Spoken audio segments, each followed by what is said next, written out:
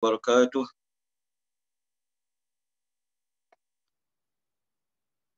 Sekejap buka kipas sekejap, panas.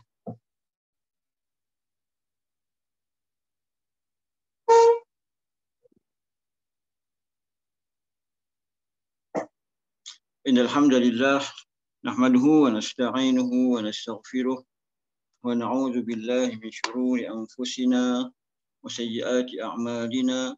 Man yahdihillahu fala mudilla lahu wa man yudlil fala hadiya lahu. Asyhadu an la ilaha illallah wa asyhadu anna Muhammadan 'abduhu wa rasuluh. Ballagha risalah wa adda al-amanah wa nasaha al-ummah wa jahada fillahi haqqa jihadihi hatta atahu al-yaqin. Qala rabbi shrah li sadri wa yassir li amri wahlul 'uqdatam min lisani yafqahu qawli.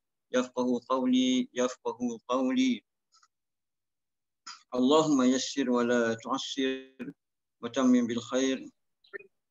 Amma ba'd. Jadi apa khabar tuan-tuan dan puan-puan semua? Sihat-sihat insya-Allah. Jadi alhamdulillah tuan-tuan, kita setinggi-tinggi kesyukuran kita panjatkan kepada Allah Subhanahu wa taala kerana dengan rahmat dan limpah kurnia-Nya tuan-tuan, Allah Subhanahu wa taala mengizinkan kita untuk meneruskan lagi perbincangan kita, perkongsian kita ataupun tadabbur kita terhadap ayat-ayat Al-Quran yang mana kita sekarang ni berada di dalam surah Al-Waqi'ah. Surah Al-Waqi'ah ni di antara surah-surah yang menarik yang untuk kita bahaskan, untuk kita bincangkan. Mudah-mudahan kita semua dapat mengambil manfaat, dan tuan-tuan yang mendengar dan juga saya yang menyampaikan ini, masing-masing kita dapat ingat. Saya pun bila saya menyampaikan, saya akan ingatlah. Tuan-tuan yang mendengar pun insya-Allah akan ingat, dan tambah lagi ada yang buat catatan dan sebagainya. Jadi tuan-tuan, pada hari itu kita dah sampai kepada ayat yang ke-56. Ayat yang ke-56. Jadi hari ini kita nak sambung ayat yang ke-57. Ayat yang ke-57.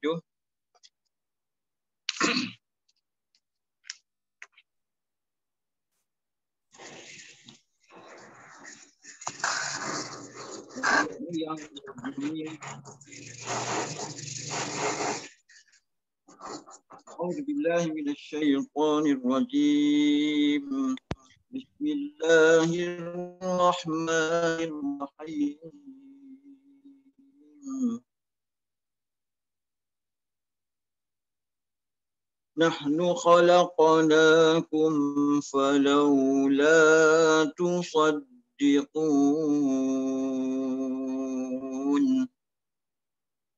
Maksudnya tuan-tuan,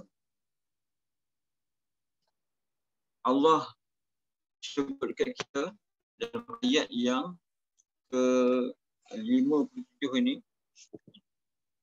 kamilah yang telah menciptakan kamu, yakni menciptakan kita daripada tiada kepada ada. Ayat ni Allah fokuskan kepada golongan yang ingkar ni. Ayat ni Allah tuju direct kepada golongan yang ingkar ni. Kamilah yang telah menciptakan kamu, wahai orang-orang yang ingkar ni, maka kenapa kamu tidak percaya? Apa yang kamu tak percaya? Yakni kamu tidak percaya kepada kebangkitan kamu semula pada hari akhirat nanti. Kan banyak dia orang persoalkan, adakah mereka ni akan dibangkitkan, dan adakah mereka ni supaya jadi hancur, jadi tulang, jadi debu, adakah mereka ni boleh Allah bangkitkan semula, kan? Dia orang sangkutkan dengan datuk nenek moyang mereka ni yang dah mati lama, yang dah jadi debu, dah jadi tanah dah, adakah boleh dibangkitkan semula? Jadi kat sini Allah nak kata, kami yang ciptakan kamu. Kan, kami. Allah kata kamilah yang ciptakan kamu. Kan, jadi maka kenapakah kamu tak percaya yang kamu ni boleh dibangkitkan semula? Nahnu khalaqnakum. Kamilah yang menciptakan kamu. Jadi Allah dalam ayat ni tuan-tuan, daripada ayat yang ke yang ke-50 daripada ayat yang ke-57 ni sampailah ayat yang ke-74 nanti, Allah nak menceritakan kepada kita tentang hujah-hujah tauhid, hujah-hujah ketauhidan dan juga hujah-hujah yang mengatakan, menceritakan tentang adanya hari kebangkitan ini. Disebabkan apa tuan-tuan? Disebabkan dua perkara inilah perkara besar yang dilawan, yang ditentang oleh kaum musyrikin. Yang pertamanya, mereka tidak percaya kepada tauhid. Mereka tidak percaya kata bahawasanya hanya Allah lah semata-mata Tuhan mereka, dan mereka tidak percaya kepada hari kebangkitan. Jadi dua perkara ni Allah nak tegaskan kat sini. Jadi Allah kata, kamilah yang menciptakan kamu, dan kenapa kamu tak percaya? Tak percaya apa? Tak percaya bahawa kamu akan dihidupkan semula pada hari kiamat. Jadi Allah nak ingatkan kita, dulu ni kita tak ada, mereka tak ada. Ayat ni tujukan kepada kaum musyrikin lah. Bukan kepada kita. Sebab apa? Kita orang yang beriman. Tapi orang kata secara tak langsungnya kita pun diajak berfikir sekali, sekiranya kita ni ada yang berfikiran macam tu, tuan-tuan. Ramai sekarang ni bukan kata orang kafir saja. Bukan kata orang yang tak beriman saja, tuan-tuan. Orang yang dah Islam, orang Islam sendiri pun masih lagi nak persoalkan banyak perkara dalam Islam, dia nak persoalkan. Di antaranya hukum hakam, sampai ada yang mempersoalkan tentang sembelihan korban ni. Ada yang kata zalim dan apa semua. Boleh pula korban, kita buat korban tu, dia orang Islam, dia kata benda ni zalim. Sedangkan orang kafir tak komplain pun. Tiba-tiba ada orang Islam yang komplain kata zalim kan. Mungkin tuan-tuan pernah pernah terbaca ataupun pernah diviralkan benda ni. Orang Islam, orang yang cerdik, dia kata zalim. Kita korbankan, kita sembelih lembu binatang tu, dia kata zalim. Nak menunjukkan apa? Orang Islam sendiri pun lemah. Orang Islam sendiri pun kena tadabbur. Orang Islam sendiri pun kena baca dan faham ayat-ayat Al-Quran. Jadi kaum musyrikin Mekah ni, mereka ni bukan tak kenal Allah. Bahkan mereka ni yakin, mereka ni sangat-sangat meyakini bahawa yang menciptakan mereka itu adalah Allah. Jadi mereka ni ada di segi tauhid rububiyahnya, tauhid ketuhanannya, mereka percaya. Allah kata falaula tusaddiqun, maka kenapakah kamu tidak mahu membenarkan? Jadi dah mengakui Allah ni yang menciptakan mereka, tapi kenapa tak nak membenarkan? Tak mahu nak membenarkan, mengakui benarnya adanya hari kiamat. Dan mereka ini melakukan sembahan-sembahan ataupun berdoa kepada benda-benda yang selain daripada Allah. Mereka ini berdoa kepada berhala. Kalau ikutkan konteks masa ayat ini diturunkan lah. Tapi benda ni masih lagi sesuai sampai zaman kita sekarang ni. Tetap ada orang musyrikin ni yang masih lagi nak menyembah selain daripada Allah, nak berdoa selain daripada Allah. Bahkan Allah kata mereka ni, kalau kita tanya siapa yang menciptakan langit dan bumi, la yaquluna Allah. Mereka akan mengatakan Allah. Jadi dalam ayat yang seterusnya, tuan dan puan, Allah Subhanahu Wa Taala nak bagi kepada kita dalil kenapa kita ni patut membenarkan.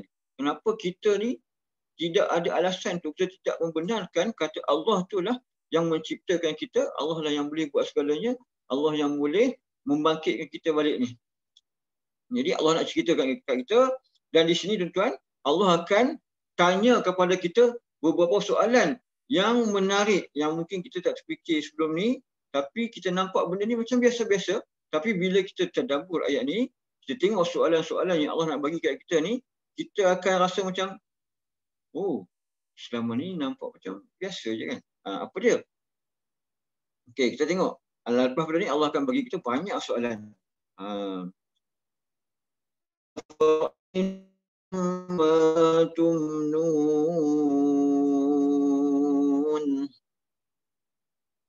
Mengapakah kamu masih berdegil?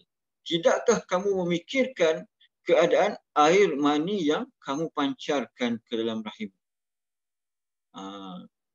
Jadi Allah suruh kita fikir tentang air mani. Dan kalimah tumnun ni dia berasal daripada perkataan ataupun kalimah mim nun waw, iaitu mim nun ya, iaitu mani. Perkataan mani iaitu sesuatu yang ditumpahkan. Sesuatu yang ditumpahkan, sesuatu yang dipancarkan. Itu maksud mani ni. Sebab itulah air mani itu dikatakan, dinamakan sebagai mani sebab sifat dia ditumpahkan, dia dipancarkan. Dia dalam bahasa kita senang kita dipancutkanlah. Senang faham sikit. Maksudnya air yang dipancutkan.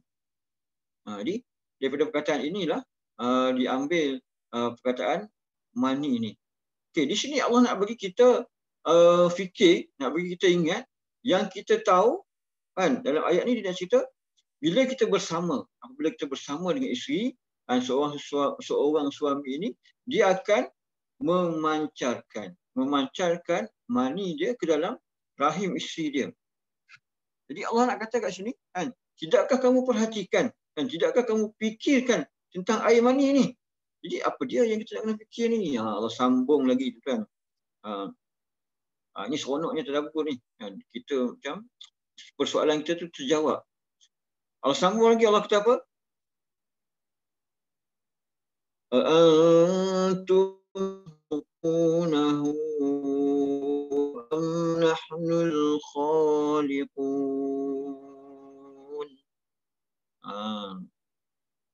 Allah kata, adakah kamu yang menciptakannya atau kami yang menciptakannya? Antum takhluqunahu, adakah kamu yang menciptakannya?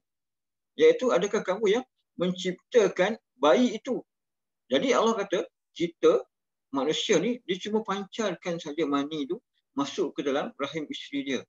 Dan mani itu dengan orang kata mani ini tuan-tuan, dia di antara satu dalil ataupun satu bukti yang mengatakan Allah ini maha memberi petunjuk.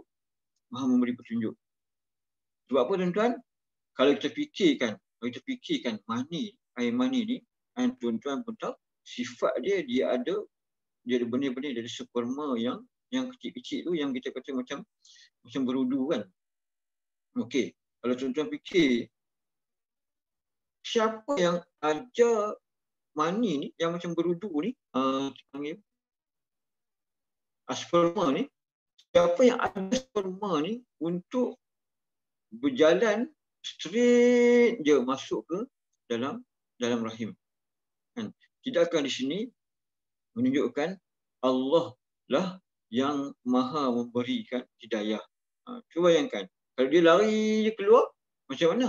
Kan? Tak ada hasil. Tapi Allah ni ciptakan dengan cara yang kita kadang-kadang tak terfikir pun kan. Macam mana mani ni bila dilepaskan, dia terus je masuk ke dalam rahim.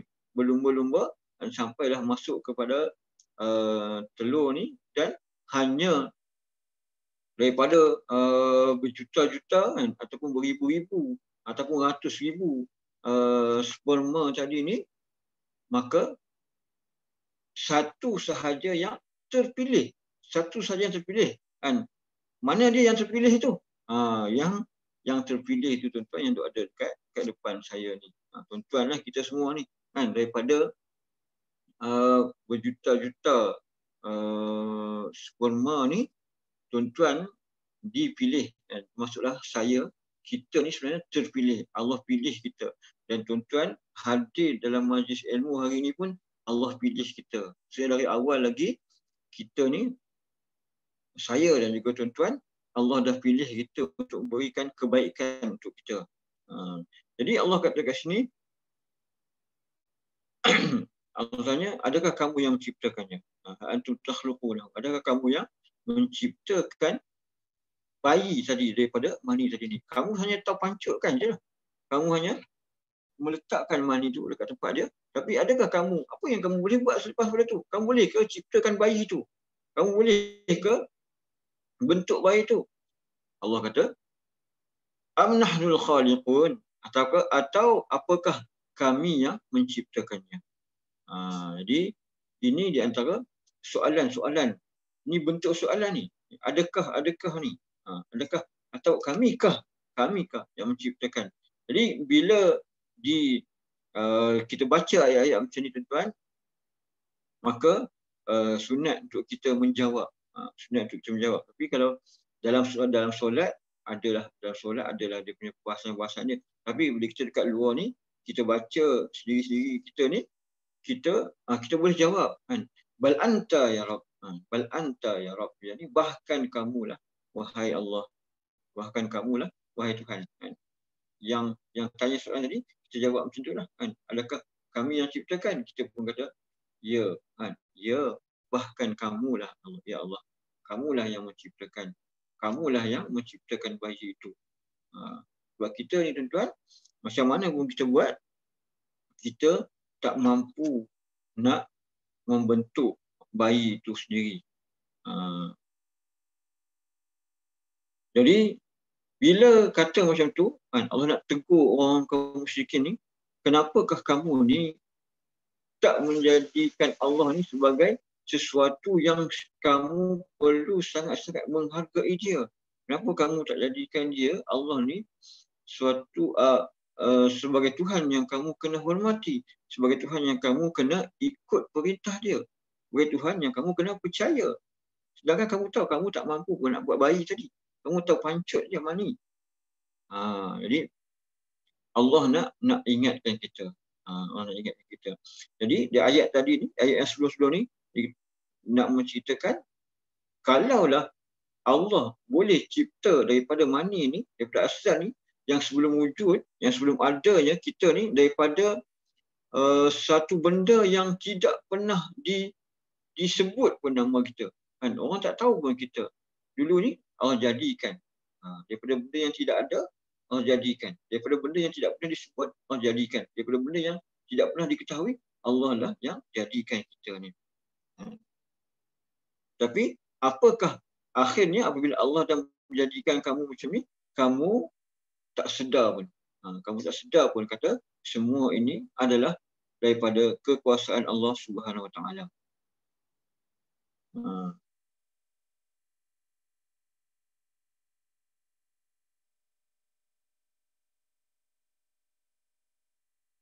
Kemudian tuan-tuan, Allah Subhanahu Wa Taala nak memberikan lagi penekanan kepada kita. Dalam ayat yang berikutnya Allah sebut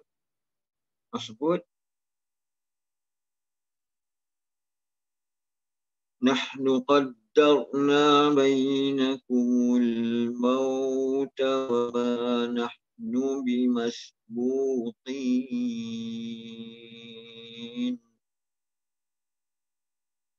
Kamilah yang menentukan dan menetapkan masa kematian bagi tiap-tiap seorang di antara kamu. Dan kami sekali-kali tidak dapat dikalahkan atau dilemahkan. Itu maksud penuh dia lah. Nahnu qaddarna bainakumul maut. Semuanya kamilah yang menentukan kematian di antara kamu. Jadi sebagaimana Allah juga yang menentukan bilakah manusia ini akan lahir, maka Allah jugalah yang menentukan dan telah ditentukan pun. Kita ni yang telah dilahirkan ni Allah dah tentukan pun bila kita akan dimatikan, yang mana tidak dicepatkan walaupun satu saat dan tidak juga dilambatkan walaupun satu saat. Kadang-kadang kita ni tuan-tuan, kita ni takut, orang kata takut mati ni sampai kita lupa kata kita ni Allah dah tetapkan kita ni, kematian kita ni tidak dicepatkan dan tidak dilambatkan walaupun satu saat pun kematian kita. Tapi kadang-kadang ada berlaku banyak kes kan. Contohnya berlaku kematian mungkin apabila benda ni berlaku apabila contohnya seorang mak, seorang ibu atau seorang ayah yang dah tua, kemudian dijaga oleh salah seorang daripada saudara, mungkin adik dia jaga atau mungkin kakak dia jaga, mungkin abang dia jaga. Dalam ketika mana jaga mak dia tu, ada kes-kes yang mana kadang-kadang ni si abang ataupun si adik yang menjaga mak ni terleka seketika, terlepas pandang. Kadang-kadang tu menyebabkan si mak ni ataupun si ayah yang tak usul ni terjatuh daripada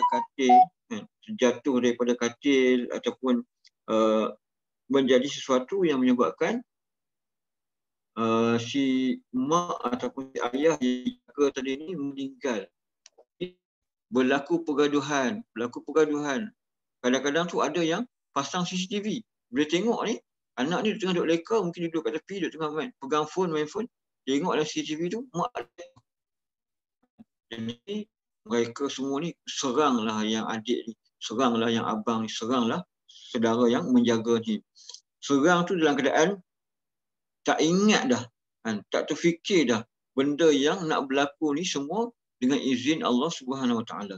Dan tanpa izin Allah Taala, si mati tadi ni tidak boleh bergerak ke mana-mana pun. Tanpa izin Allah Subhanahu Wa Taala tidak akan berlaku apa-apa pun.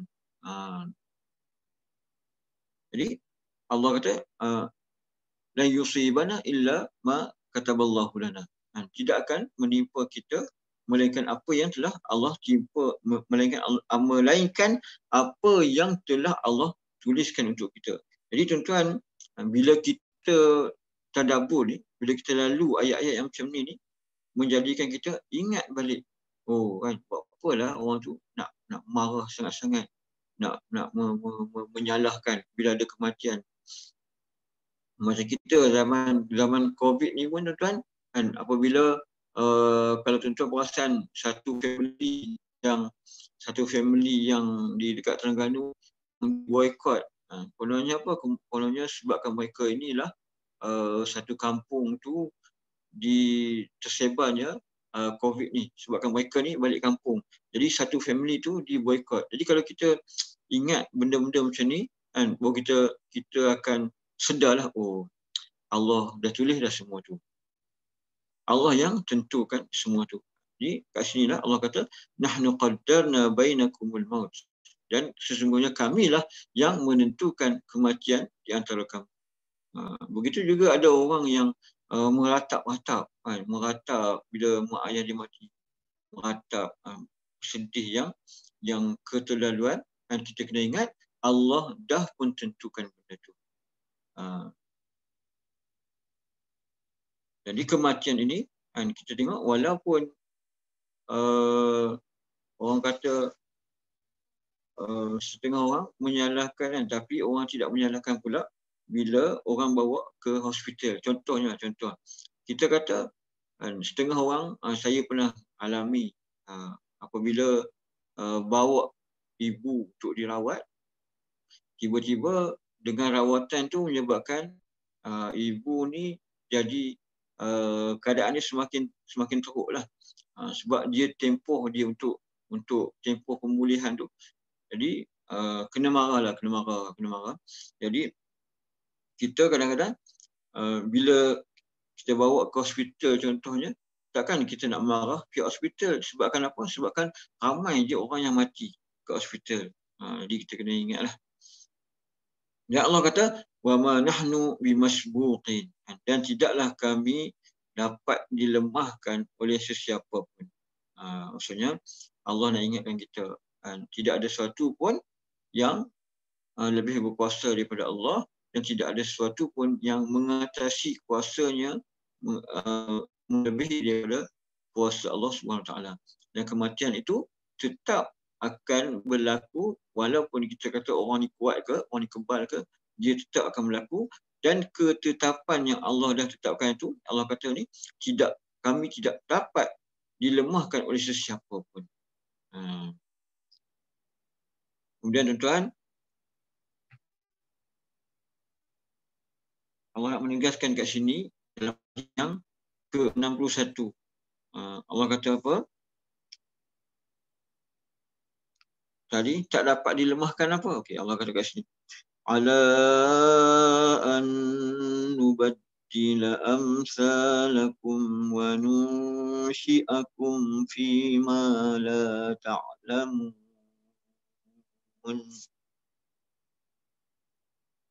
Bahkan kami berkuasa. Berkuasa apa ni? Menggantikan kamu dengan orang-orang yang serupa kamu tetapi tidak seperti bawaan kamu. Dan berkuasa menciptakan kamu dalam bentuk kejadian yang kamu tidak mengetahuinya. Jadi Allah tegaskan, alaan nubaddil amsalakum. Untuk Allah tukarkan kamu dengan orang-orang yang serupa dengan kamu. Jadi kita ni tuan-tuan, kalau kita tak nak bersyukur, Allah ni tak ada masalah pun. Allah nak gantikan kita dengan orang lain, senang je. Allah cuma katakan, kun, jadi, fayakun. Maka jadilah. Wa nunsyi'akum fima la ta'lamun. Dan menciptakan kamu dalam keadaan yang kamu tidak ketahui. Jadi tuan-tuan, di akhirat nanti ni ada orang yang dibangkitkan dengan macam-macam keadaan. Sebabkan apa? Sebabkan amalan-amalan dia, kepercayaan-kepercayaan dia, yang mana di akhirat nanti ni Allah akan bangkitkan dia, menciptakan dia dalam keadaan yang tidak dia ketahui. Ada yang bangkit dalam keadaan berjalan dengan muka, tuan-tuan, di akhirat nanti. Banyak hadis kita dengar yang akan dibangkitkan berjalan dengan muka. Yang ada yang dibangkitkan dengan macam-macam keadaan lah, macam-macam keadaan. Yang lidahnya kena potong, dibangkitkan dalam keadaan buta. Sebab apa buta? Sekat akhirat ni tak mau nak melihat kebenaran. Ada yang dibangkitkan dalam keadaan yang sangat hina, tuan. Dan di akhirat nanti ni Allah akan bangkitkan kita dalam keadaan yang macam mana, yang keadaan yang kita tak tahu tadi ni. Allah akan bangkitkan kita dalam keadaan yang lain, tuan, yang lain. Walaupun kita ni dibangkitkan dalam keadaan roh kita yang sama, kita ni akan roh yang sama. Roh di dunia dengan roh di akhirat nanti, roh kita yang sama. Tapi kita punya tubuh badan kita, tenaga kita, semuanya tak sama. Jadi Allah dah bentukkan kita ni dalam bentuk yang lain dah. Badan kita lebih besar daripada badan kita yang sekarang ni, ikut saiz Nabi Adam. Kemudian kita punya badan kita sendiri di-upgrade kepada badan yang lebih tahan, yang lebih kuat. Macam mana yang lebih kuat ni, tuan? Contohnya kita kata, kalau badan kita yang lemah macam ni, kita masuk dalam syurga, kan? Badan kita yang lemah macam ni, jantung kita yang lemah macam ni, kita masuk dalam syurga ni, kan? Mungkin badan kita ataupun jantung kita ni tengok nikmat je pun dah mungkin boleh mati atau pingsan macam tu je. Tapi sebab itulah Allah ciptakan balik badan kita yang tak sama, kualiti tak sama. Mata kita, Allah sebut mata kita daripada besi. Macam mana mata daripada besi ni? Ada dalam Quran. Tak ingat nak baca, takut salah ayat tu. Maksudnya pandangan mereka, mata mereka pada hari itu adalah besi. Jadi itu untuk orang yang menjadi ahli syurga, untuk dia merasai nikmat-nikmat syurga. Contohnya kita katakan kalau kita makan, macam kat dunia ni, kita makan lebih sikit pun dah sakit perut dan sebagainya, kan? Tapi dekat akhirat nanti, cuba bayangkan, kalaulah Allah tak upgrade kita, menjadikan keadaan kita yang lebih baik, macam mana kita nak menikmati makanan dalam syurga, kan? Buah-buah yang macam-macam jenis, buah-buah yang banyak sangat, kita nak makan pun tak boleh tahan sekiranya kita ni Allah bangkitkan dalam keadaan yang sama di dunia ni. Tapi sebabkan itulah Allah upgrade kita. Jadi sebab itulah dia katakan, dan menciptakan kamu dalam keadaan yang kamu tak tahu. Maksudnya ini salah satu maksud dia. Daripada tafsir Ibnu Katsir. Salah satunya maksudnya kita dibangkitkan dalam keadaan kita tak tahu nanti. Kemudian yang keduanya, tuan, di antara maksud dia, kita akan dibangkitkan, kita akan diciptakan dalam keadaan yang kita tak tahu ni, di dunia ni juga, iaitu apabila ada di antara kita yang terkena penyakit, kan? Allah ubah keadaan dia. Ada di antara kita yang terkena stroke, jadi Allah ubah keadaan dia. Ada di antara kita yang accident, jadi Allah ubah keadaan. Dan ada di kalangan kita yang muda menjadi tua, Allah ubah keadaan dia, Allah ubah rupa dia, Allah ubah muka dia, kulit dia semua berubah. Ini di antara bentuk perubahan yang mana kita akan diubah oleh Allah SWT. Di akhirat nanti ni, kalaulah Allah tak upgrade kita punya badan kita punya body kita akan jadi macam kat dunia lah, sampai satu masa kita akan mati. Sebab apa? Badan kita ni semua lemah. Tapi kat akhirat nanti kita tak mati-mati dah. Orang-orang yang beriman, tuan-tuan, di akhirat nanti dia tak mati-mati dah. Sebab apa? Untuk menikmati nikmat-nikmat di dalam syurga. Tetapi orang-orang yang kafir, orang-orang yang menjadi ahli neraka, Allah sebut la yamutu fiha wa la yahya. Mereka ni tidak mati dan tidak pula hidup. Jadi kan, kalau kita fikir kan, macam mana tak mati dan macam mana pula tidak hidup kan? Kalau saya tanya tuan-tuan kan, yang jemaah yang ada kat sini, mungkin ada yang tahu, mungkin ada yang tak tahu, tapi saya nak dengar pandangan ke atau pendapat. Macam mana kalau yang kita faham setakat ni, kalau kita tak belajar ni, macam mana yang kita faham tidak mati dan juga tidak hidup? Ada siapa yang boleh jawab? Dunia ni hidup dan hilang, tapi dekat akhirat nanti tak mati dan juga tak hidup. Apa sebenarnya yang dimaksudkan dengan tak mati dan juga tak hidup? Ada siapa-siapa yang boleh berkongsi ke ataupun semuanya di-mute kan?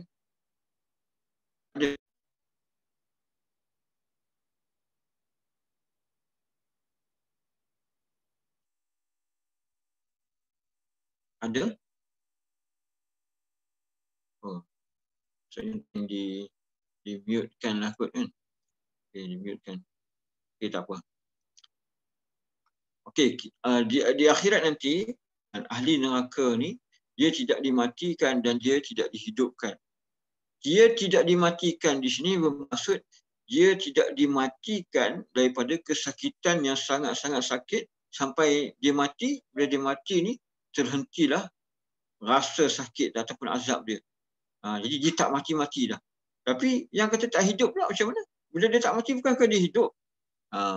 Yang dimaksudkan dengan tak hidup adalah dia tidak ada kesempatan untuk hidup balik, untuk bertaubat, untuk melakukan amal soleh. Jadi inilah yang dimaksudkan ahli neraka ni tidak hidup dan juga tidak mati. Tidak mati dan juga tidak hidup, samalah. Tak mati, tak hidup ataupun tak hidup, tak mati. Sebenarnya dua-dua tak mati untuk terhenti daripada menerima sakit dan juga tidak hidup untuk kembali bertaubat ataupun untuk buat amal soleh lagi. Jadi Allah kata, adakah kamu sangsi? Allah kata, a'udzubillahi minasyaitonir rajim. وَلَقَدْ عَلِمْتُمُ النَّشْأَةَ الْأُولَى فَلَوْلَا تَذَكَّرُونَ. Dan demi sesungguhnya kamu telah sedia mengetahui tentang ciptaan diri kamu kali pertama. Maka ada baiknya kalau kamu mengambil ingatan. Jadi ada baiknya kalau kamu mengambil ingatan. Walaqad alimtumun nasy'atal ula. Sesungguhnya kamu sudah tahu tentang ciptaan kamu dahulu. Iaitu kita ni, kita dah pun tahu. Kita telah pun mengetahui bahawasanya kita ini daripada kelahiran kita ni semua Allah yang tentukan, yang mana kita ni sebelum ni tidak ada nama kita, tidak pernah diketahui, tidak pernah disebut nama kita. Kemudian Allah ciptakan kita di dalam rahim ibu kita, dan selepas itu Allah memberikan kita pendengaran di dalam rahim. Allah memberikan kita penglihatan di dalam rahim, dan juga Allah berikan kepada kita hati di dalam rahim. Jadi di sini tuan-tuan, salah satu orang kata bukti bahawasanya Allah itu maha mengetahui. Kalau kita tengok, kita ni diciptakan di dalam rahim ibu kita dalam kegelapan, dalam gelap rahim tu. Begitu juga haiwan-haiwan lain, sama aja kejadian dia pada pangkat permulaan ni dijadikan dalam perut ibu dia, ataupun ada yang jadi dalam telurnya dalam keadaan kegelapan, dalam keadaan tak buat apa-apa pun dalam tu pada masa tu. Tapi Allah yang maha mengetahui, tuan, Allah yang maha mengetahui, walaupun kita duduk dalam gelap macam tu, Allah dah ciptakan untuk kita mata. Allah dah ciptakan untuk kita mata. Allah dah ciptakan untuk kita tangan. Allah dah ciptakan untuk kita mulut. Padahal waktu dalam perut tu kita tak pakai pun tangan lagi. Dan kita tak pakai pun mata lagi. Kita tak pakai pun mulut lagi. Kita tak pakai pun kaki lagi. Tapi Allah itu maha mengetahui. Maha mengetahui bahawa kita bila lahir nanti, bila kita keluar ke dunia nanti, kita akan pakai semua-semua benda ni. Jadi ini di antara hujah ataupun dalil yang mengatakan Allah ni maha mengetahui.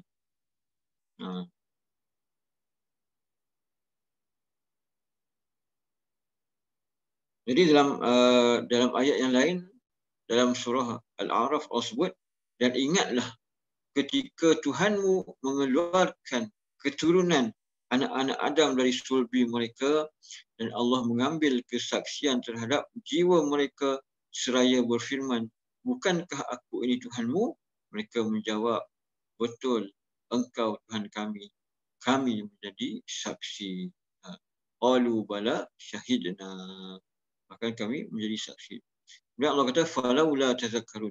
Jadi kenapakah kamu tidak mengambil peringatan? Jadi mengapakah kita atau mengapakah kaum musyrik ini tak mau ambil peringatan bahawa kalau Allah boleh buat kita daripada tidak ada kepada ada, tentulah mudah bagi Allah untuk membangkitkan kita semula.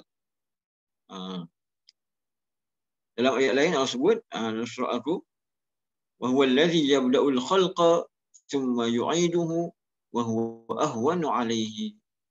Dan dialah, yakni Allah, dan dialah yang menciptakan manusia dari permulaan, kemudian mengembalikan, yakni menghidupkannya kembali, dan menghidupkan kembali itu adalah lebih mudah baginya. Surah Ar-Rum ayat 27. Jadi mengapakah kamu tidak mengambil peringatan daripada perjanjian itu? Perjanjian mana ketika kita ni di alam roh, pada masa tu Allah dah tanya. Kita ni memang kita tak ingat lah. Memang kita tak ingat, kita tak perasan. Dalam alam roh ni, kita semua ni, saya dan juga tuan-tuan ni, kita dah pun ditanya oleh Allah. Allah cipta kita, dan Allah dah tanya kita, bukankah aku ini Tuhanmu? Kita dah tengok dah, Allah tanya, bukankah aku ini Tuhanmu? Kita dah jawab pada masa tu. Kita jawab, betul. Saya jawab, betul. Bala, betul. Syahidna, kami menjadi saksi. Tetapi tuan-tuan, bila kita lahir ke dunia ini, kita ramai di kalangan kita yang lupa, yang tak ingat. Okey, tadi tuan-tuan, tadi Allah bagi kita soalan-soalan. Apakah tidak kamu melihat apa daripada air mani? Jadi apa yang soalan-soalan tadi ni, Allah tanya kita tentang diri kita. Kemudian dekat sini, dekat ayat yang 63 ni, Allah tanya pula, bagi soalan. Jadi kita, kalau kita dalam kaedah kita mengajar kan, mungkin ada di kalangan tuan-tuan dan perempuan ni yang jadi guru. Bila kita nak bagi perhatian, bila kita nak anak-anak murid kita ataupun audien kita ni bagi perhatian, kita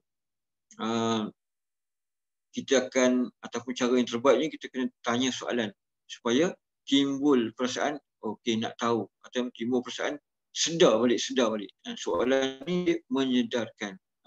Kadang-kadang soalan tu bukanlah nak jawapan, tapi soalan tu nak menyedarkan. Contohnya kita kata anak kita duk kata lapar kan, padahal tadi dah makan dah. Kita dah bagi makan dah tadi. Tapi dia makan main-main, makan sikit-sikit je kan. Kemudian bila dah makanan dah adik-adik dia semua dah makan habis, dia duduk lorak lapar. Ni contohlah. Kan. Kita pun tanya dia, tadi bukan dah makan ke? Jadi soalan kita tu tuan, bukan kita nak tanya, bukan kita nak kepastian, bukan kita nak jawapan daripada dia. Sama ada dia dah makan ke belum. Tapi soalan kita tadi adalah untuk kita menyedarkan, untuk bagi perasan balik dengan soalan-soalan tu. Jadi kaedah yang samalah Allah Ta'ala guna untuk menyedarkan kita.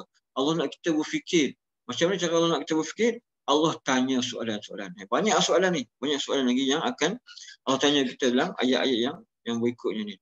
Allah kata,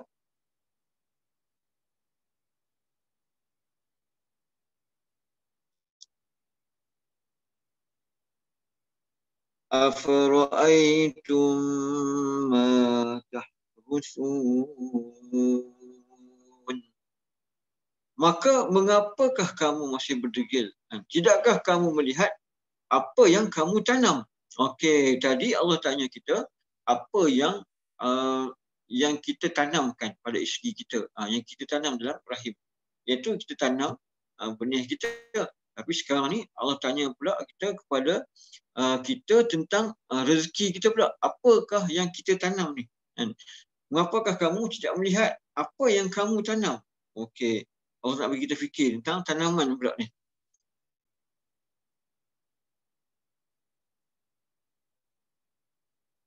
Aantum tazra'unahu am nahnu zari'un. Kamukah yang menumbuhkannya atau kami yang menumbuhkannya? Antum tazra'unahu. Kamukah yang menumbuhkan pokok itu? Kita, Allah nak bagi kita fikir balik. Sebenarnya, kadang-kadang orang, bila ada orang yang contohnya orang yang pandai tanam durian, orang yang pandai tanam sayur, bila dia hasil dia hebat, hasil dia okey, dia jadi terus lupa diri. Dia terus fikir, akulah yang tanam, akulah yang jaga ni. Kita ni, Allah nak suruh kita fikir, kita bila kita tanam, kita bajak tanah, kemudian kita gembur-gemburkan tanah. Kemudian kita korek tanah. Kemudian kita tanam benih. Okey, ini je yang benda kita boleh buat. Selepas pada tu, apa yang kita boleh buat? Kita cuma boleh bajakan dan kita cuma boleh siram je. Baja dan siram je. Yang tu je yang kita boleh buat. Yang selebihnya tu, siapa yang buat? Siapakah yang mencambahkan benih tadi ni menjadi anak pokok? Siapa yang buat benda ni? Siapa yang buat benda tu? Allah lah yang buat benda tu. Dan adakah kita mampu untuk picit-picit biji benih tadi ni? Kata biji benih, kita kata benih tembikai ke kita tanam kan? Kita mampu ke kita picit sampai dia keluar pokok, dia keluar anak pokok? Tak boleh. Kalau kita picit-picit lama-lama hancur lah. Tapi Allah lah yang menjadikan daripada biji benih tadi ni pokok yang panjang, yang besar, yang menghasilkan buah yang kita boleh makan. Allah lah yang jadikan. Am nahnu zari'un. Atau kamikah yang menumbuhkannya, Allah kata. Sebab apa bila kita tanam, walaupun kita buat, kita boleh siram, kita boleh berbaja, tapi pokok-pokok dia memerlukan matahari. Ini nak Allah nak ajak kita fikir ni, Allah nak ajak kita fikir. Pokok-pokok ni dia memerlukan matahari. Kita boleh kesediakan matahari kalau Allah tak bagi kita matahari. Dan kita larat ke nak siram kalau Allah tak turunkan hujan.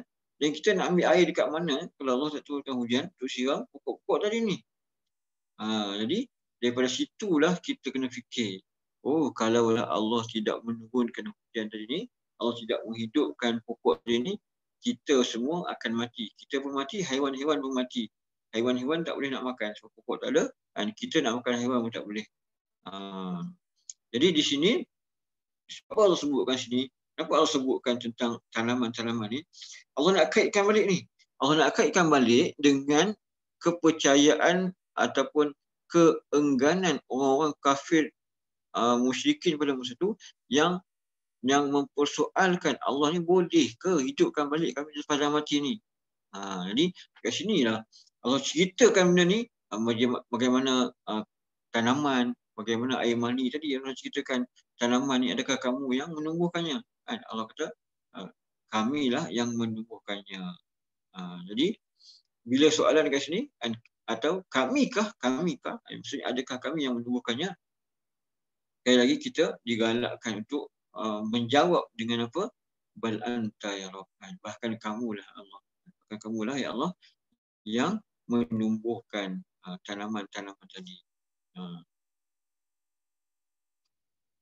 Jadi tuan-tuan, begitu jugalah orang kata Allah yang menentukan semua benda tadi. Dari segi tanamannya, dari segi kalau kita tengok Allah nak sebutkan usaha kita tadi ni, usaha kita untuk menanam, usaha kita untuk tanam biji benih, untuk korek tanah tadi, usaha kita sampai takat tu je. Allah nak ingatkan juga, bagi contohnya bagi orang-orang yang berniaga kan, sama juga Allah nak ingatkan.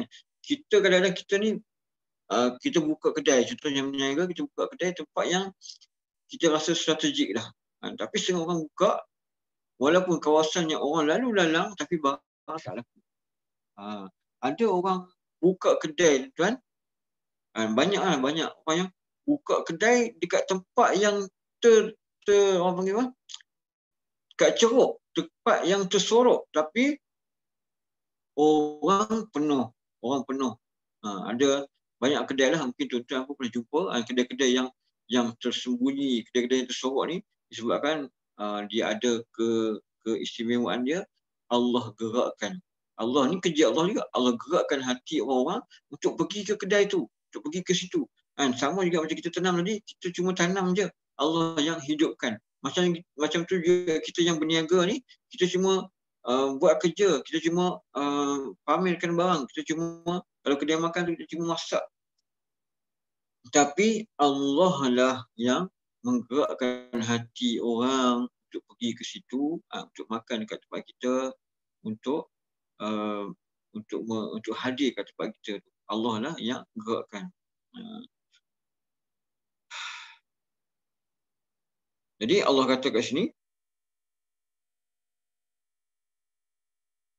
"Lau nasha'u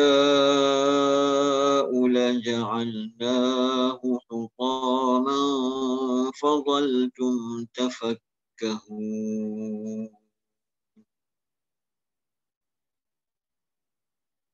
Kalau kami sudah tentu kami jadikan tanaman itu kering hancur. Kalau Allah nak, Allah boleh jadikan tanaman itu kering hancur sebelum dia berbuah, sebelum dia ada hasil. Maka dengan itu tinggallah kamu dalam keadaan hairan dan menyesal. Bila Allah bagi itu, barulah nak duduk dalam keadaan hairan, menyesal. Kenapa pokok aku tak jadi? Kenapa tanaman aku tak jadi? Kenapa pokok aku dah besar elok, dah tengok, dah nampak subur, tiba-tiba mati. Saya pun ada jumpa banyak kawan-kawan yang bercucuk tanam kan. Saya ni suka bercucuk tanam. Buat hidroponik, tanam pokok dan sebagainya. Jadi dalam perbincangan kawan-kawan yang bercucuk tanam ni, pokok nampak elok, pokok nampak segar elok, tiba-tiba mati. Ni Allah kata, ni boleh je. Kalau kami kehendaki, kami jadikan pokok itu kering hancur.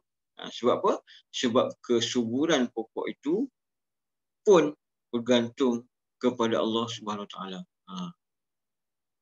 Jadi kita kena ingat, bukan kita yang buat. Setengah orang dia ada ladang, dia ada tanaman yang besar, dia ada tanaman yang hebat-hebat, dia pun lupa. Dia lupa kata, walaupun dia pandai, dia pakar dalam berbaja dan sebagainya, dia kadang-kadang dia lupa Allah lah yang mengizinkan benda tu. Kalau Allah tak izinkan, tak jadi. Kalau Allah yang tidak menumbuhkan, tak jadi. Kalau pandai macam mana pun, kamu bercucuk tanam, kamu berbaja, kalau Allah tak izin, tak jadi. Sebab tu Allah kata, fadhaltum tafakkahun. Maka kekallah kamu dalam keadaan hairan. Yang dikatakan hairan ni, pelik ni. Aku dah berbaja cukup dah, aku dah sembuh racun lah, jaga serangga lah, apa semua, buat yang terbaik dah. Tapi kenapa pokok aku masih lagi mati, masih lagi tidak menghasilkan kalimah yang masih lagi tidak menghasilkan hasil yang dikehendaki. Kemudian disebabkan tidak memikirkan tentang kekuasaan Allah itu tuan-tuan, jadi ramai orang yang mengeluh, ramai orang yang lupa. Kemudian Allah sebutkan kat sini, Allah kata inna lamughramun, sesungguhnya kami menanggung kerugian. Siapa yang kata ni? Allah sebut kat sini. Mereka tadi ni, orang-orang yang musyrikin, orang yang tak beriman dengan Allah Ta'ala tadi, yang bercucuk tanam, kemudian bila tanaman mereka tak jadi, pokok mereka tak hidup, dia orang kata, kami rugi lah. Kami rugi.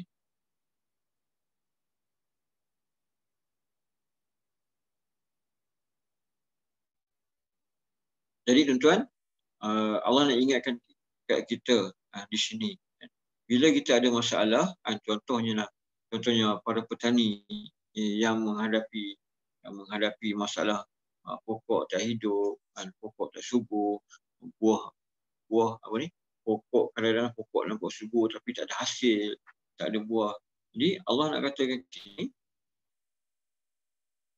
kita ni dekat siapa yang kita minta? Dekat siapa yang kita minta? Kita cuma kata, inna lamughramun. Kami dah rugi dah. Tapi kita ni, adakah kita bila jadi yang musibah ataupun sesuatu yang tidak diingin itu, kita terus minta dekat Allah. Kita berdoa kepada Allah. Kita sujud minta doa dekat Allah supaya Allah selesaikan masalah kita, supaya Allah suburkan pokok kita. Biasanya tuan-tuan, kita ni, kita akan cari orang lain dulu. Kita akan cari Jabatan Pertanian, kita akan cari kawan-kawan yang bercocok tanam.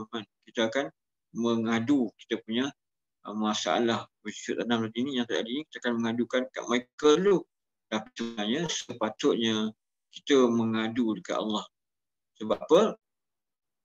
Kita mengadu dekat Allah ni dia maha berkuasa. Kita jangan lupa untuk mengadu dekat dia. Dia ada satu kisah tuan-tuan. Okey, di sini dia kata bal nahnu mahrumun. Bahkan kami hampa daripada mendapatkan hasil. Mahrumun ni daripada perkataan harama ataupun tertahan, ataupun daripada huruf ha, ra, mim atau dasar dia harama, yakni bermaksud tertahan. Jadi kita ni apabila kita kata benda yang diharamkan dekat atas kita, maksudnya benda tu ditahan daripada kita. Jadi kita kena ingat ke Allah. Ada satu kisah benar. Orang ni, dia orang Islam, dia duduk di Jerman. Diceritakan oleh seorang syekh Arab. Orang ni dia duduk di Jerman. Dia dikesan mendapat kanser. Ni perempuan, kanser payudara, dah orang kata stage yang keempat dah. Kemudian nak menjalankan pembedahan dan dikatakan doktor tu kata peratusan untuk dia hidup ataupun untuk dia selesaikan masalah, untuk dia survive dengan masalah kanser dia ni yang dah teruk ni memang sangat tipis. Dia pun sebabkan dia orang Islam, dia ambil keputusan daripada Jerman, dia pergi ke Mekah. Dia habiskan masa 3 hari untuk buat persiapan, kemudian dia pergi ke Mekah. Dia cuma berdoa, dia minta ampun. Dia minta ampun, kemudian dia bertaubat sebagainya. 3 hari dia duduk kat Mekah. Dia 3 hari dah dihabiskan masa untuk buat urusan. Kemudian 3 hari dia duduk kat Mekah. Dia menangis, dia minta ampun sebab apa? Dia yakin kata dia akan mati. Dia yakin dia akan mati. Kemudian ada seorang, kalau tuan-tuan yang biasa pergi ke Mekah kan, tengok ada perempuan-perempuan yang pakai tutup habis semua ni. Kita kata polis dia lah kan, polis dia yang perempuan ni tutup semua kan. Sekarang polis dia pun dah pakai, dah tutup macam tu dah. Dah buka muka dah. Jadi yang perempuan ni tengok dia kan, dia orang ni ada tugasan dia orang duduk kat tempat yang sama tau. Setiap hari dia tugas, okey, orang ni tempat dia dekat sini. Jadi dia ni duduk setiap hari kat situ. Dia tengok si perempuan ni pun, dia selalu masuk masjid pun, dia duduk kat tempat yang sama. Setiap hari dia tengok orang ni menangis-nangis. Jadi dia pun nak tanya. Dia pun berasa nak tanya, dia tanya. kamu ni aku tengok dah beberapa hari dah aku nampak dekat sini kan. Nangis, apa masalah ni? Dia pun ceritalah, dia kata dia dah dikesan oleh doktor, dia ni dah dapat kanser, dah tak boleh nak peratusan nak dirawat tu memang dah sikit sangat dan kemungkinannya dia tak berjaya dalam pembedahan tu. Kemudian yang si perempuan ataupun pengawal perempuan yang jaga kat situ tadi, dia kata kamu kenapa percaya sangat dengan doktor tu, dia kata. Kamu sekarang ni duduk tempat yang paling mulia di atas muka bumi ni. Kan? Kenapa kamu tak minta dekat Allah? Dekat sini dia kata ada air Zam-Zam. Air Zam-Zam yang Nabi kata ma'u Zam-Zam lima syuribalah. Air Zam-Zam ni mengikut tujuan kita minum dia ni.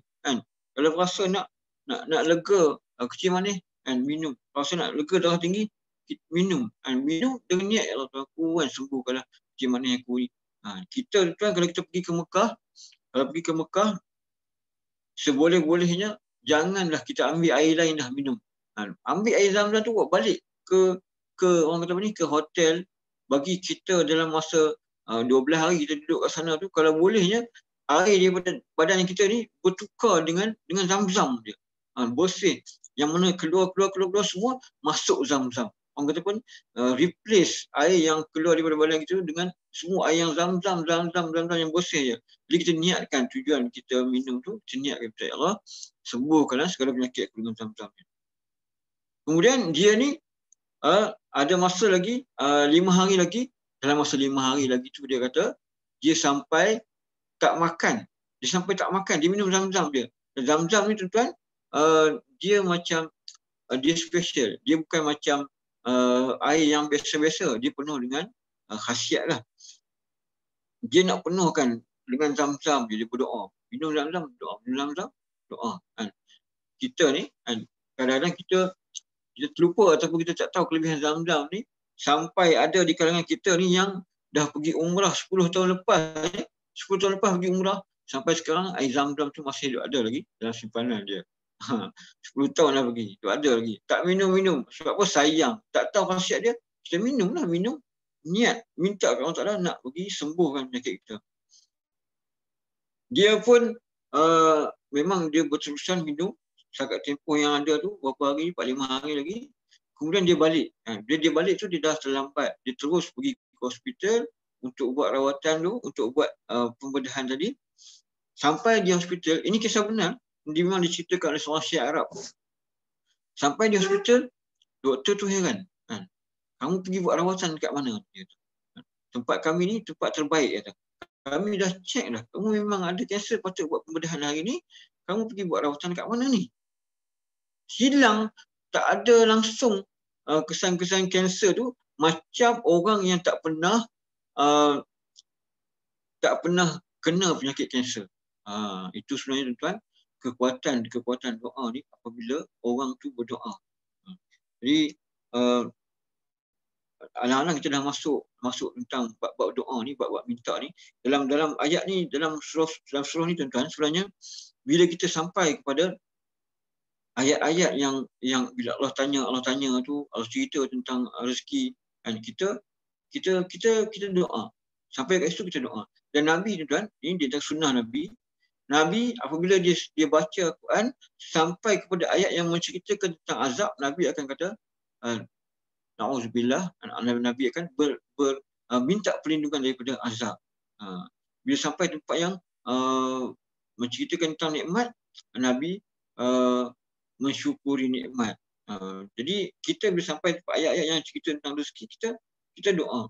Sebab tu dah surah ini dikatakan surah yang orang kata surah untuk murah rezeki lah, tapi tak ada pun hadis sahih yang mengatakan surah ni kalau siapa baca dia rezeki dia murah. Tapi kalau orang yang faham, dekat surah ni sebenarnya ada tempat-tempat untuk kita berdoa ni. Tempat untuk kita berdoa.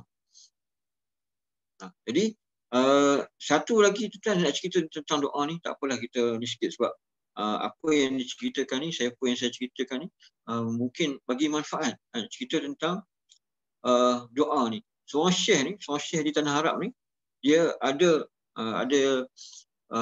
dia ni seorang syekh yang terkenal lah. Tapi saya tak ingat nama dia.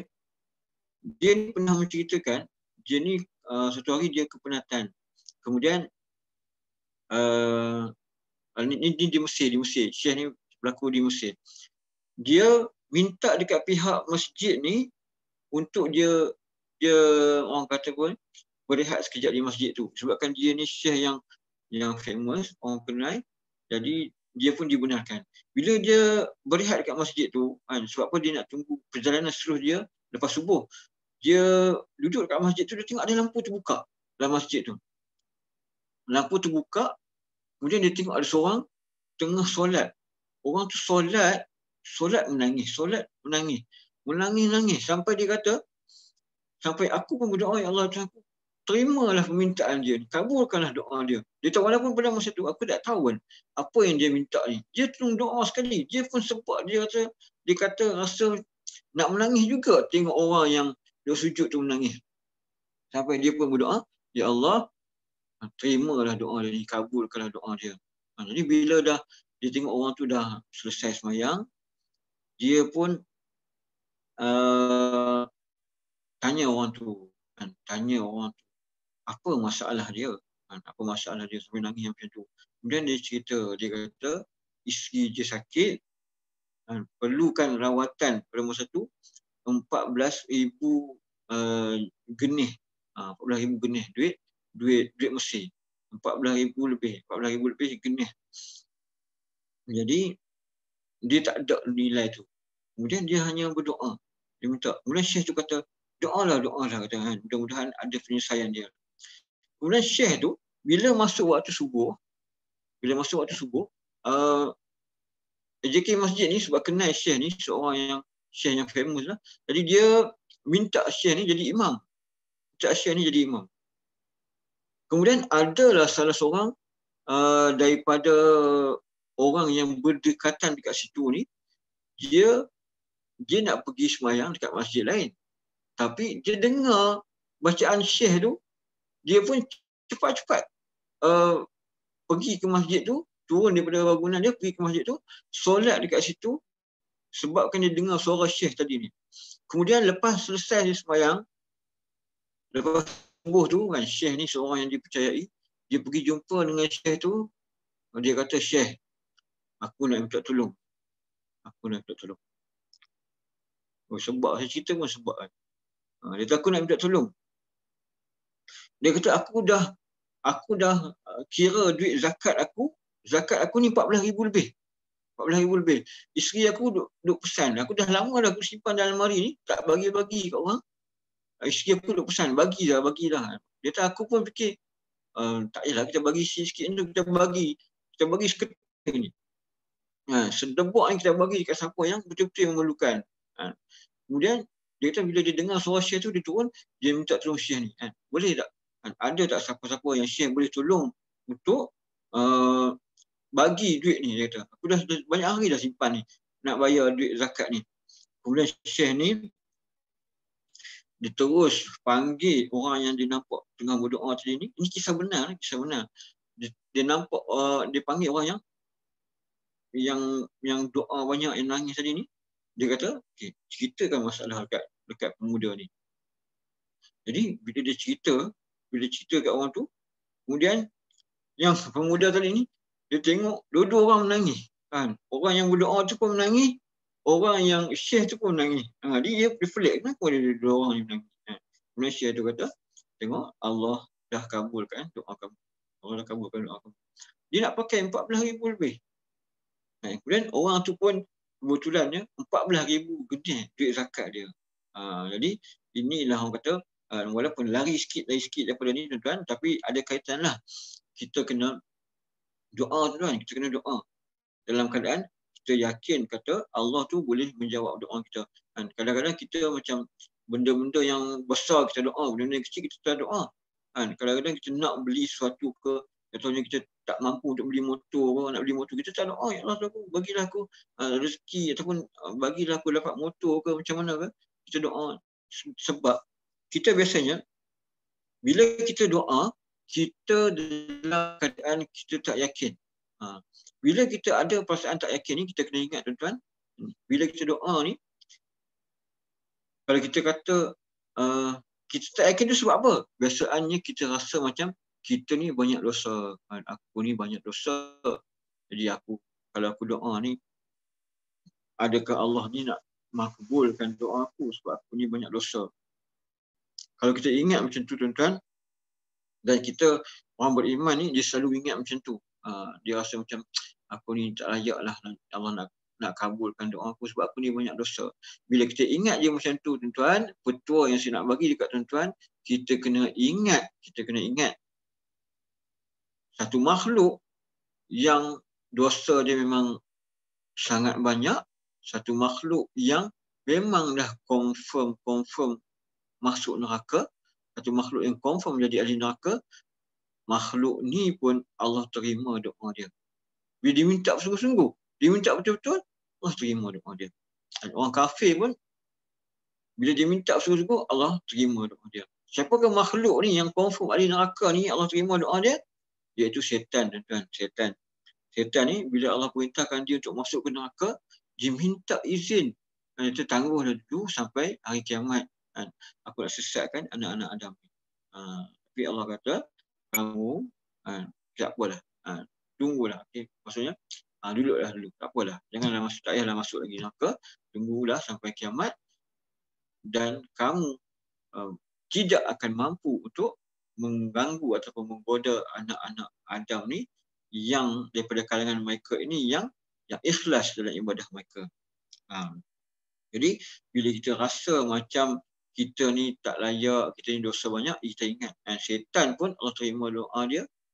Apatah lagi kita yang mana Allah sendiri janji kepada kita, ud'uni astajib lakum. Daripada perkataan tu tuan-tuan, daripada ayat tu, ud'uni astajib lakum tu, Allah dia kata doalah aku perkenankan. Dia dalam bahasa Arab ni tuan-tuan dan puan, dia tak ada pun Allah sebut kat situ ud'uni saufa astajib lakum. Allah tak kata pun ud'uni sa'astajib lakum. Okay, kalau dia letakkan saufa, berdoalah kepadaku. Okay, saufa ni bermaksud apa? Akan. Saufa astajib lakum, akan aku perkenankan. Ataupun ganti saufa kita letak sin, maksudnya lebih cepat. Akan juga tapi lebih cepat. Kalau kita kata saufa ni, dia akan, mungkin akan tu akan berlaku lah. Contohnya kita kata akan berlaku tu mungkin besok, mungkin minggu depan. Maksudnya benda tu akan berlaku. Tapi bila kita kata sin ni, ud'uni astajib lakum, ud'uni sa'astajib lakum, doalah aku akan terima doa kamu ni, kan? Yang menunjukkan kita dekat. Tapi tuan-tuan, Allah tak letak pun perkataan saufa yang menunjukkan akan yang jauh. Allah tak letak pun sin yang menunjukkan akan tapi dah dekat sangat dah. Allah tak letak pun. Allah terus letak ud'uni astajib lakum je. Berdoalah kepada aku perkenankan.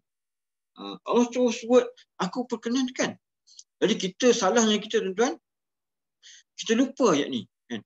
Kita lupa orang yang janji ni adalah Allah. Yang janji ni bukanlah kawan-kawan kita. Yang janji ni bukanlah saudara-saudara kita. Yang janji ni bukanlah YB kat tempat kita. Tapi yang janji ni Allah. Yang mana Allah ni la yukhlifullahul mi'ad, tidak akan menyalahi ataupun memungkiri janjinya sama sekali. Jadi berdoalah tuan. Sebab apa saya ceritakan sini walaupun dia macam lari sikit daripada ayat ni.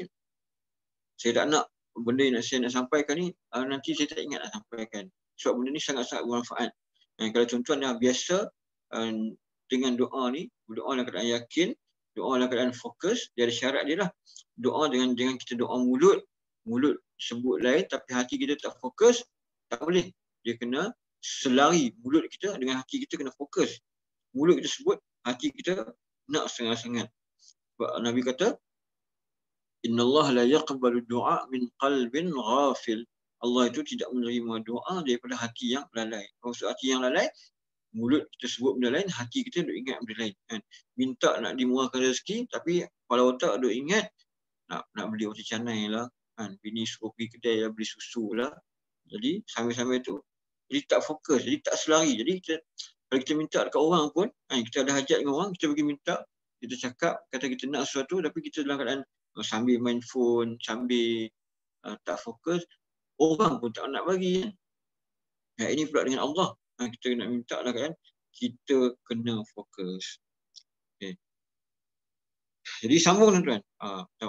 Walaupun saya rasa benda ni macam lari sikit tapi sangat-sangat bermanfaat sebenarnya. Saya takut saya lupa nak cerita benda nanti.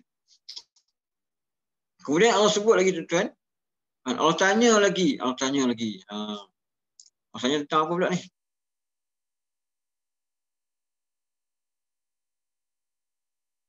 Jadi Allah tanya.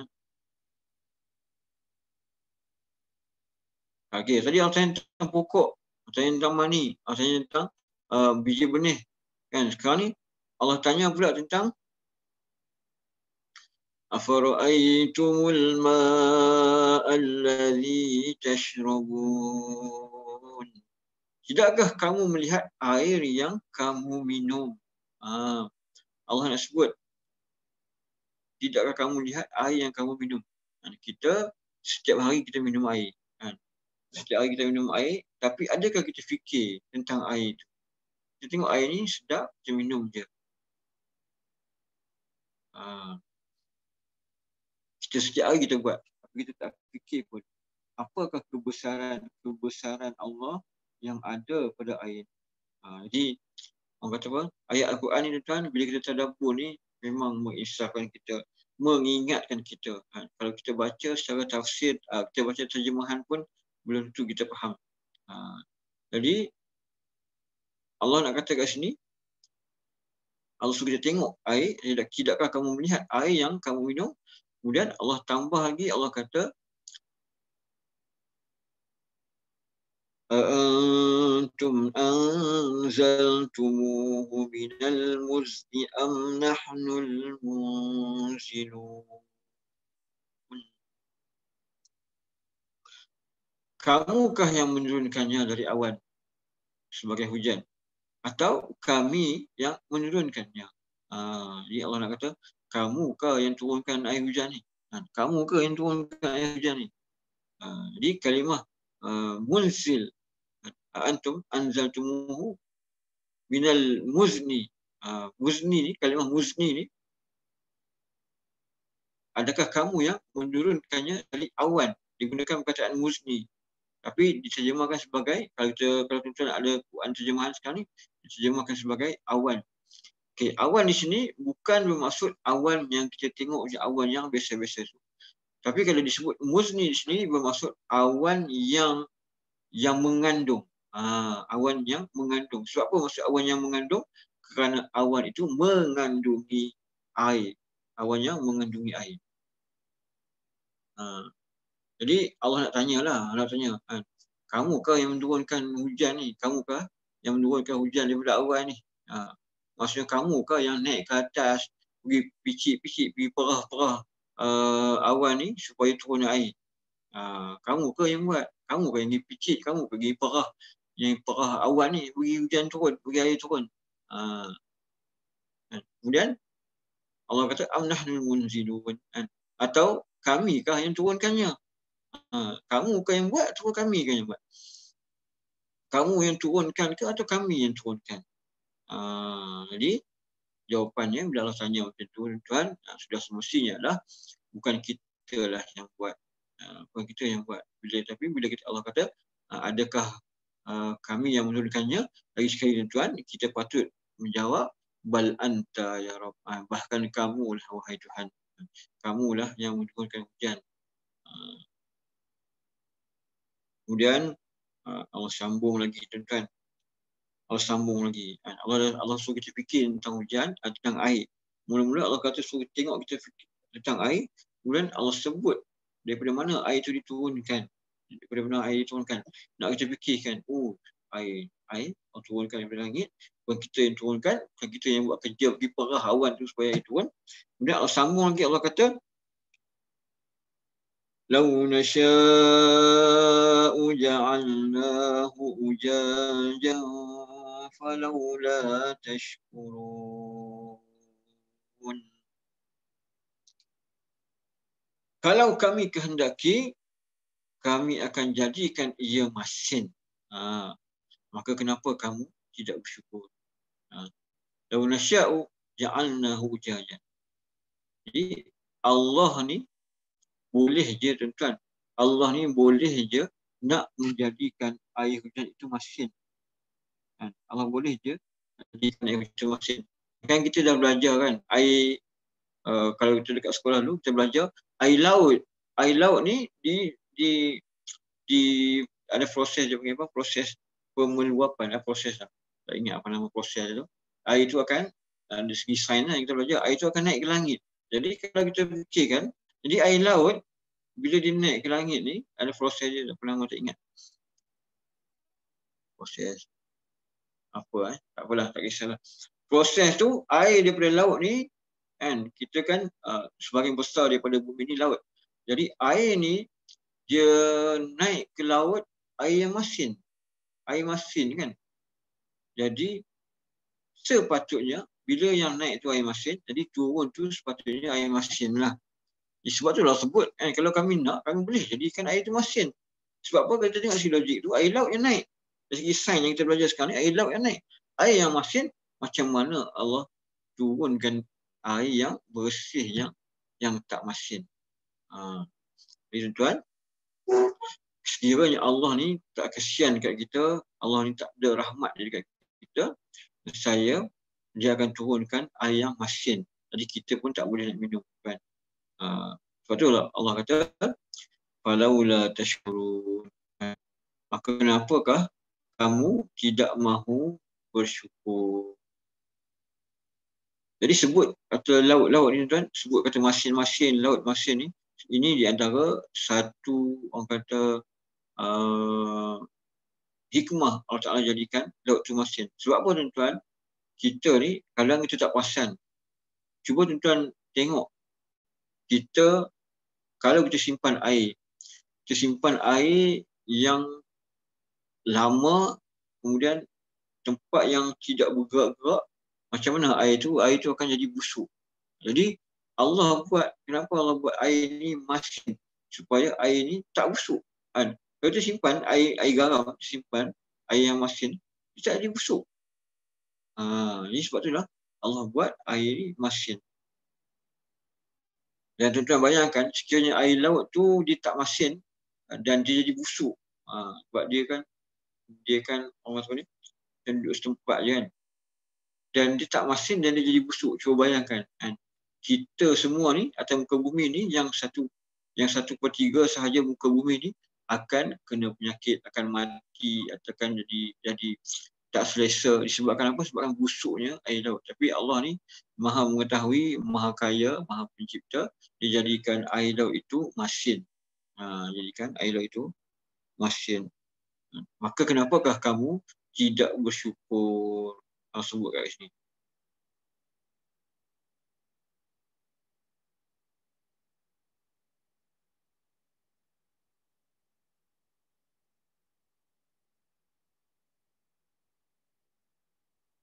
Cerita tentang lafaz syukur ni tuan-tuan. Lafaz syukur, ada satu hadis, qala Ibnu Abi Hatim haddatsana Ubay.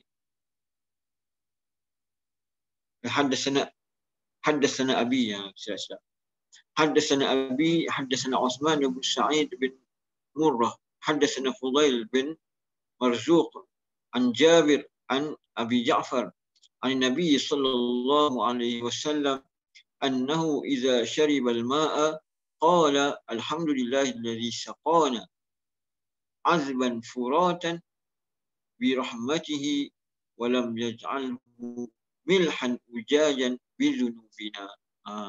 Ini lafaz syukur kan. Salah satu bentuk lafaz syukur ni Nabi ajar kita dalam hadis ni.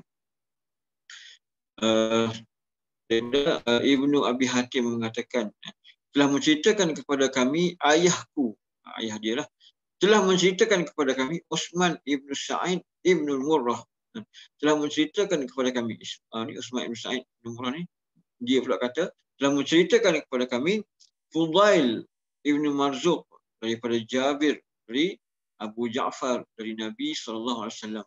bahawa baginda apabila selesai dari minumnya membaca doa berikut.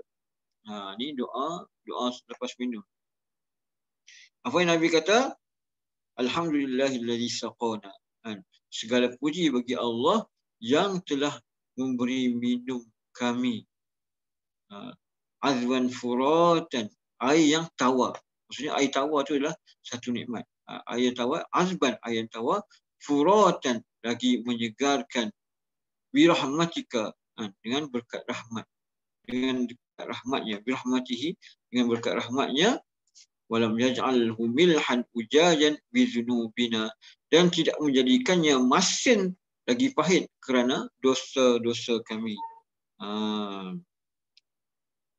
Jadi Nabi sebut ni azban furatan, yang tawar lagi segar. Kalau tuan-tuan perasan ada nama sungai Furat. Satu sungai yang besar lah, sungai yang besar. Nama ni Sungai Furat di Iraq, silap di Iraq. Itulah di Iraq. Sungai Furat. Di Iraq, Sungai Furat. Jadi nama sungai itu Sungai Furat. Sebab apa dinamakan sebagai Sungai Furat? Sebab Furat itu bermaksud air yang segar. Zaman dulu ni, air sungai itu segar lah. Jadi dinamakan Sungai Furat.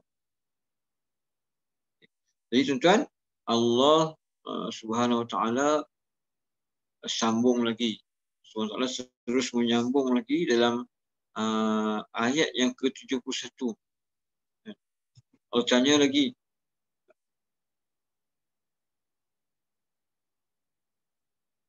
Afara'aytumun nara allati turun. Akhirnya, tidakkah kamu melihat api yang kamu nyalakan? Dengan turun ni dengan cara yang digesek. Dengan cara yang digesek. Tuan-tuan rasa macam pelik lah. Tiba-tiba, orang tanya, tidakkah kamu melihat api yang kamu nyalakan dengan cara digesek? Tiba-tiba rasanya suruh kita tengok pada api pula.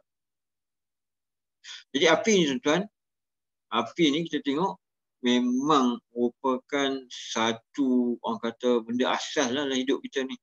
Asas, benda asas, benda yang wajib kena ada kat kita, wajib kena ada kat rumah kita. Api lah, api. Kalau tak ada api ni, cuba kita bayangkan, kita akan makan daging ataupun makan ayam sama lah macam harimau makan mentah-mentah ni. Kadang kita tak perasan pun api ni. Dan Allah sebut turun. Tidakkah kamu melihat api yang kamu nyalakan turun ni dengan cara digesek? Allah tanya kat situ. Kemudian Allah digesek di sini tuan-tuan. Digesek dekat sini, yang dimasukkan yang digesek kat sini adalah dengan menggunakan kayu. Menggunakan kayu. Walaupun kita tahu api ataupun batu tu boleh mengeluarkan api, tapi banyak kaedah-kaedah untuk mendapatkan api ni digunakan kayu. Digunakan kayu. Allah tanya, tidakkah kamu lihat api yang kamu nyalakan? Antum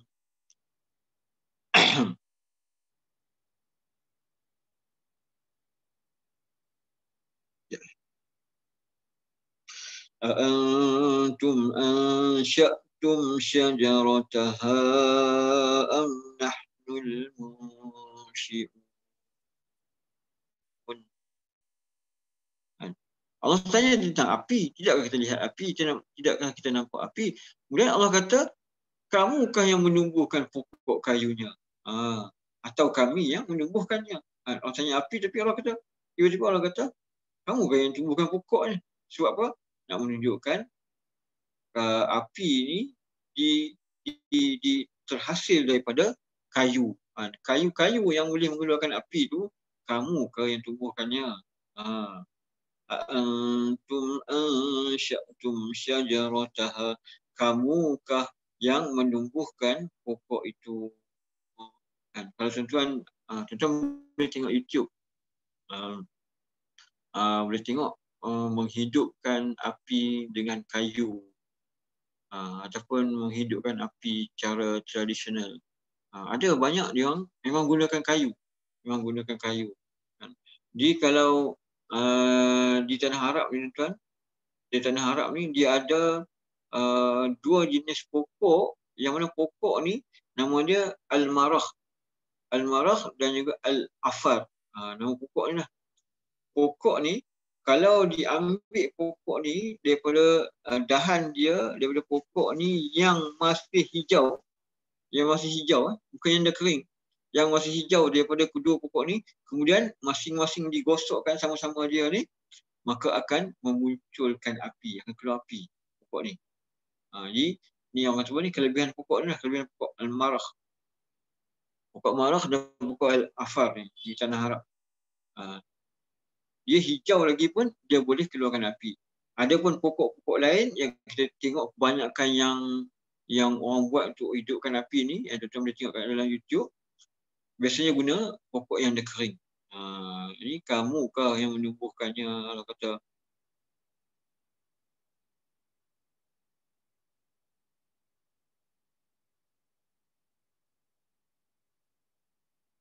masa dah nak habis.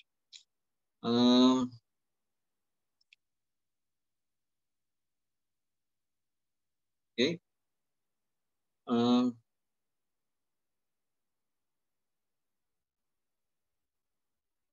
Am nahnul munsyi'un, atau kamikah yang menumbuhkannya. Bahkan kita kena jawab juga kat sini, bal anta ya Rabb, bahkan kamulah wahai Tuhan. Jadi kalau kita tengok kat sini tuan-tuan, kita tengok kat sini Allah tanya kita, Allah nak kita fikir, Allah nak kita ingat. Allah tanya tentang air, simple-simple je. Allah tanya tentang air, Allah tanya tentang mani, yang selama ni mungkin kita tak fikir, kita tak perasan pun. Allah tanya tentang mani, dan kita pancarkan saja. Sebenarnya kerja Allah Ta'ala yang membentuk dia menjadi janin. Kemudian Allah tanya tentang tumbuhan, biji benih, kan? Kamu yang tanam je, kamu tanam je, kan? Adakah kamu yang menumbuhkannya? Allah tanya. Supaya kita perasan. Kadang-kadang kita, setengah orang walaupun suka bercucuk tanam tapi tak perasan. Oh, ini hebatnya kekuasaan Allah daripada biji benih. Contoh kita kata biji rambutan yang besar macam ni je, tiba-tiba Allah boleh tumbuhkan dia dengan penuh buah, dengan batang yang besar, dengan daun yang rimbun, dengan buah yang banyak. Kalau kita fikir kan, ini adalah kekuasaan Allah Subhanahu Wa Taala. Jadi bila kita nampak benda ni tuan-tuan, kekuasaan Allah Subhanahu Wa Taala yang di dunia lagi kita dah nampak macam mana pokok-pokok yang Allah jadikan yang besar yang macam tu, dan kita sepatutnya kita kena menjadi lebih yakin Allah yang menjadikan pokok-pokok di dunia ni, Allah jugalah yang akan menjadikan pokok-pokok syurga, dan syurga itu sendiri yang akan dijadikan, bukan yang akan dijadikan, yang dijadikan, yang dah dijadikan dah. Dah ada dah syurga dan neraka ni, memang dah ada dah dan telah siap sedia dah untuk menerima penghuni-penghuni dia. Jadi Allah suruh kita fikir. Allah tanya tentang air yang kita tak perasan bila kita minum air. Allah suruh kita fikir, kita ke yang turunkan, kita ke yang pergi perah awan-awan tu supaya air turun. Kemudian Allah tanya api, dan Allah sebut tentang api, dan api yang dihidupkan dengan cara digesek-gesek. Kemudian Allah tanya, kamu ke yang tumbuhkan pokok tu? Dan sebabkan masa tak mengizinkan tuan-tuan dan puan, dia akan ada sambungan sikit jawapan Allah tentang soalan-soalan tadi ni. Kemudian Allah sambung sikit ayat 73. Jadi kita stop dulu. Kita stop dulu ayat yang 72 lah. Kita stop kat ayat 72. Nanti insyaAllah kita sambung pada ayat 73. Jadi kita doa sikit. A'udzubillahi minasyaitanir rajim. Bismillahirrahmanirrahim. Alhamdulillahirabbil alamin. Wassalatu wassalamu ala asyrafil anbiya'i wal mursalin wa ala alihi washabbihi ajma'in. Ya Allah ya Tuhan kami, ya Allah ya Tuhan kami, ya Allah ya Tuhan kami, fahamkanlah kami Al-Quran-Mu ini ya Allah, Fahamkanlah kami Al-Quran ini ya Allah. Fahamkanlah kami Al-Quran ini ya Allah. Allahumma alimna ma yanfa'una wanfa'na ma 'allamtana. Ya Allah Tuhan kami, ajarkanlah kepada kami apa yang bermanfaat untuk kami dan manfaatkanlah kepada kami apa yang telah Engkau ajarkan kepada kami ya Allah. Ya Allah Tuhan kami, bersihkanlah hati kami ya Allah untuk kami memahami Al-Quran-Mu ini ya Allah. Bersihkanlah hati kami ya Allah untuk kami mentadabbur ayat-ayat-Mu ini ya Allah. Ya Allah Tuhan kami, bersihkanlah harta kami ya Allah. Bersihkanlah anak-anak isteri kami ya Allah. Ya Allah Tuhan kami, masukkanlah kami ke dalam syurga Firdaus-Mu yang tertinggi ya Allah. Masukkanlah kami ke dalam syurga Firdaus-Mu yang tertinggi ya Allah. Masukkanlah kami ke dalam syurga Firdaus-Mu yang tertinggi ya Allah. Rabbana atina fid dunya hasanah wa fil akhirati hasanah wa qina adzabannar. Wa sallallahu ala sayyidina Muhammad wa ala alihi wa sahbihi wa sallam. Walhamdulillahi rabbil alamin. Jadi tuan-tuan, segala yang baik itu semuanya daripada Allah Subhanahu Wa Taala. Segala yang salah ataupun silap daripada kelemahan diri saya sendiri, minta ampun, minta maaf banyak-banyak kalau ada salah silap ataupun terkasar bahasa. Di aqulu qawli hadza wa astaghfirullahal azim li wa lakum wa lisairil muslimin wal muslimat al-ahya'i minhum wal amwat. Assalamualaikum warahmatullahi wabarakatuh.